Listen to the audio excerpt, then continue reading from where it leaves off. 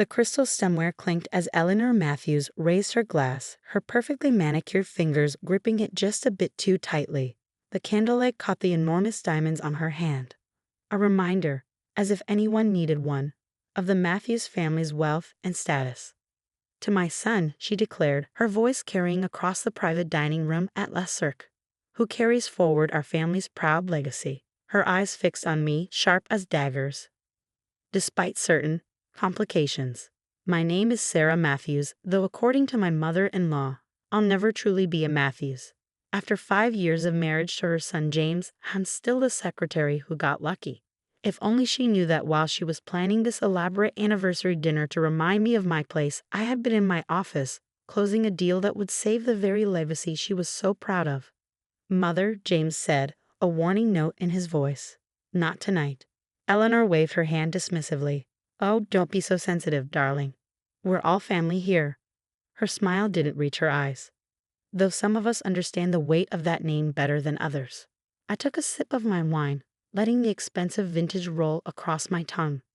5 years ago, her words would have cut deep. Now they just made me think of the signed contract sitting in my office safe, and the look that would be on her face tomorrow at the board meeting. "How is the company doing, James?" Eleanor turned to her son.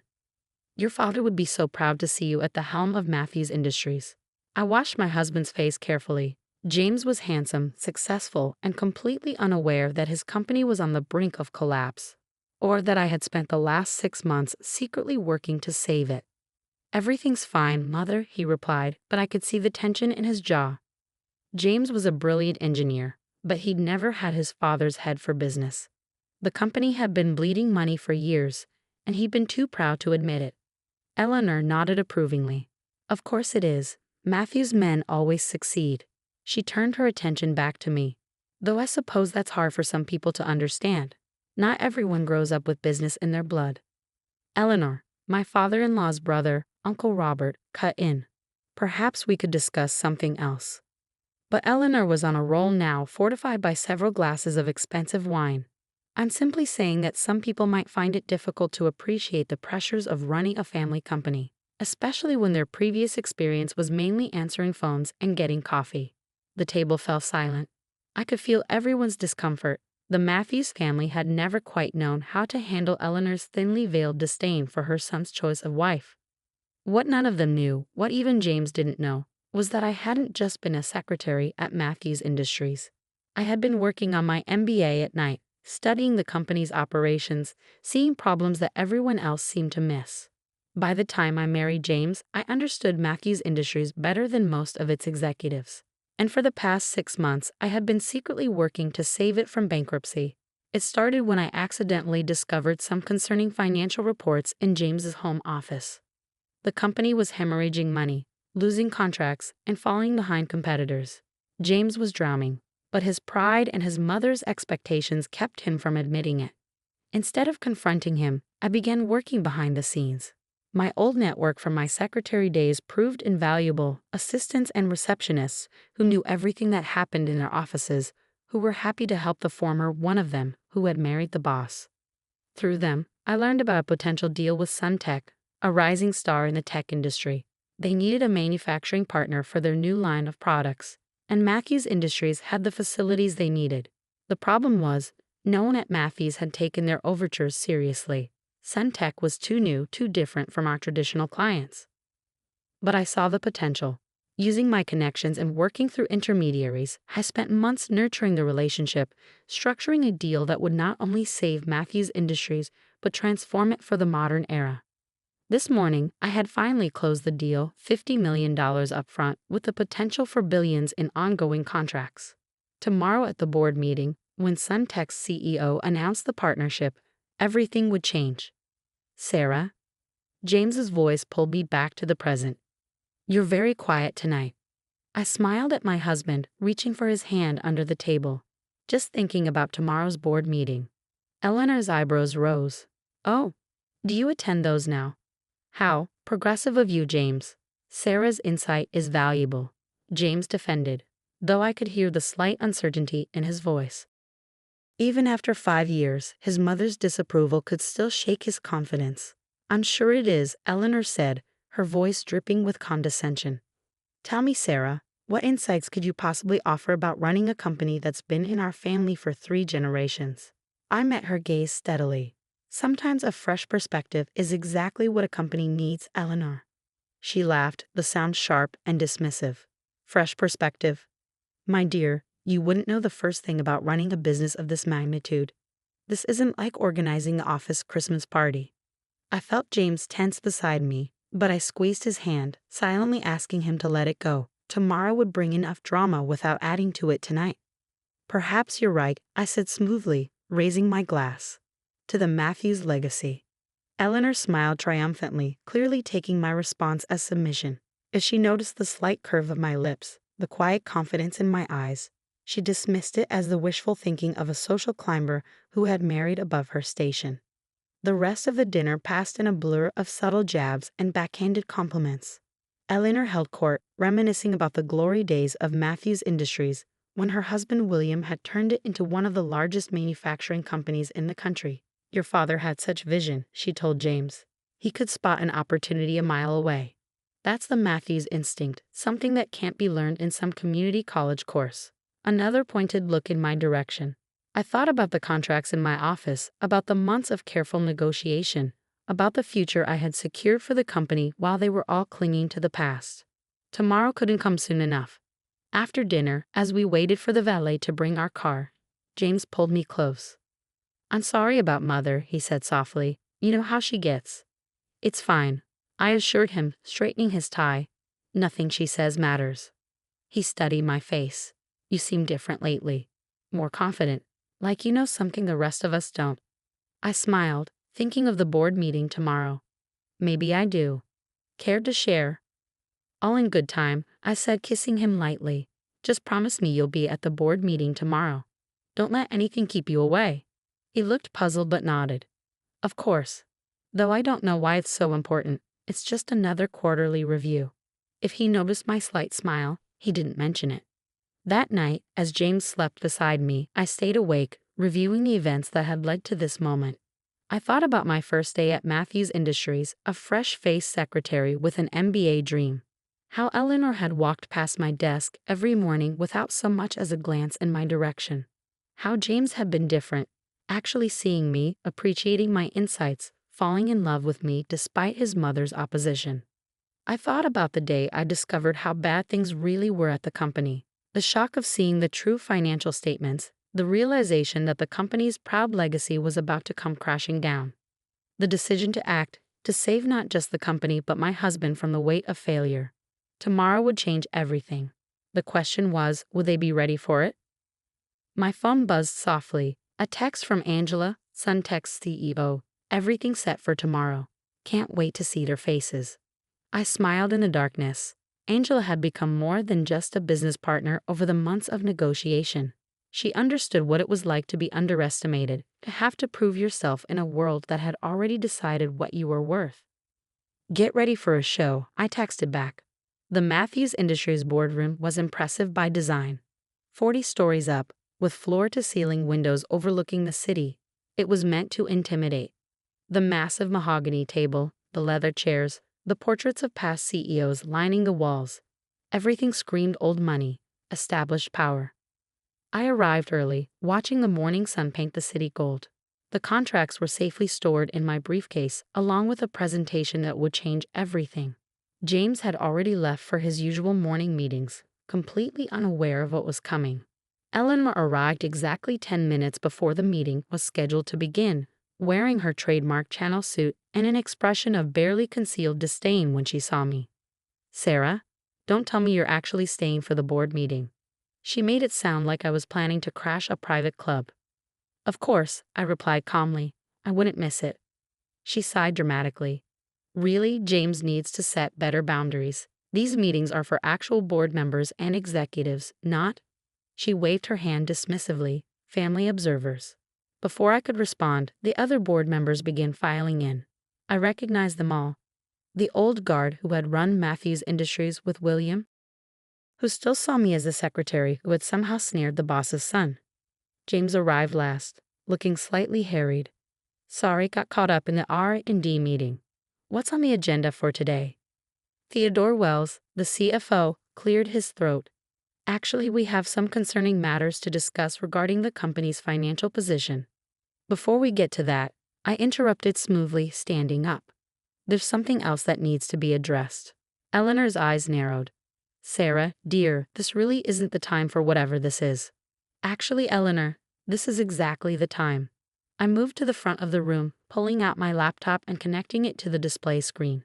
You see, I've been working on something for the past 6 months.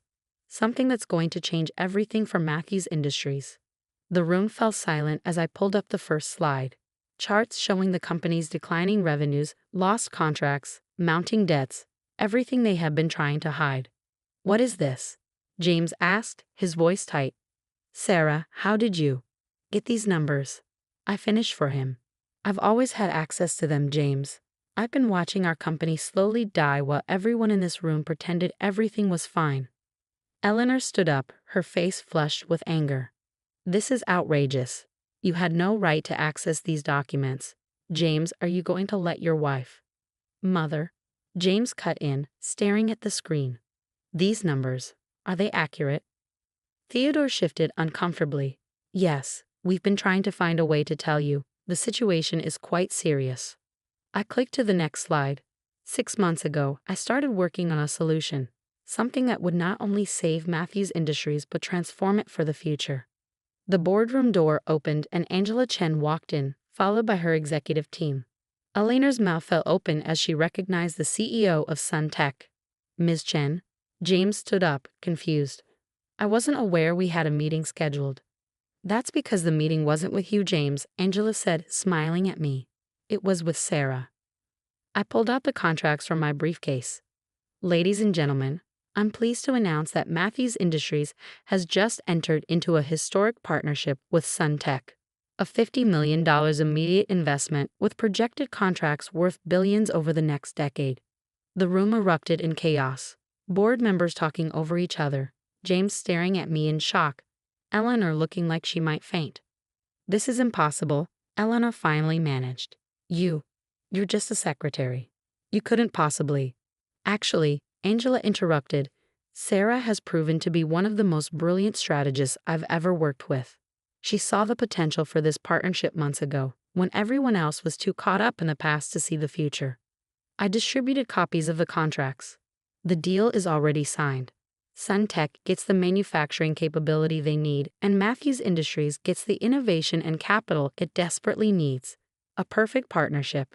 James was reading through the contract, his expression a mix of amazement and something else. Pride, maybe. Sarah, this is incredible. But why didn't you tell me? I moved to stand beside him. Because you needed to be protected. If the deal hadn't worked out, if I had failed, no one would have known how close we came to losing everything. Your reputation would have been safe. Protected. Eleanor scoffed, though her voice wavered. You went behind everyone's back, made decisions about our family company. I saved our family company, I corrected her firmly. While you were also busy protecting the Matthews legacy, you nearly destroyed it. Sometimes it takes an outsider to see what the insiders are too close to notice. The board members were murmuring amongst themselves, reviewing the contracts with growing excitement. The terms were excellent. I had negotiated from a position of knowledge rather than desperation, creating a deal that would benefit both companies. Angela stepped forward. I'd like to make another announcement. Given Sarah's extraordinary work on this deal and her clear vision for the future, Sun Tech would like to recommend her for a position on the Matthews Industries board. Eleanor made a choking sound. This is absurd. She's not qualified. Actually, Theodore interrupted, looking up from the contracts, looking at what she's accomplished here. I'd say she's more than qualified. This deal, it's brilliant. It saves us from bankruptcy while positioning us for growth we haven't seen in decades. James stood up, taking my hand. I second the nomination. My wife has proven she understands this company better than any of us. One by one, the board members voiced their agreement.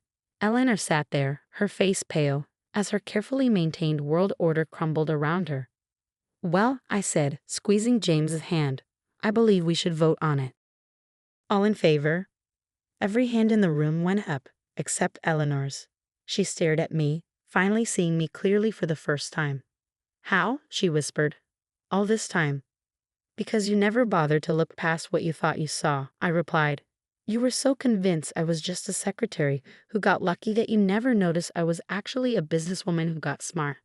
The rest of the meeting passed in a blur of discussions about integration plans and future strategies. I watched as the old guard of Matthews Industries finally began to understand that their world had changed, and that I had been the one to change it. After the meeting, James pulled me into his office. Why didn't you tell me how bad things were? That the company was nearly bankrupt? I touched his face gently, because I knew you were doing your best. You're brilliant with the technical side, James.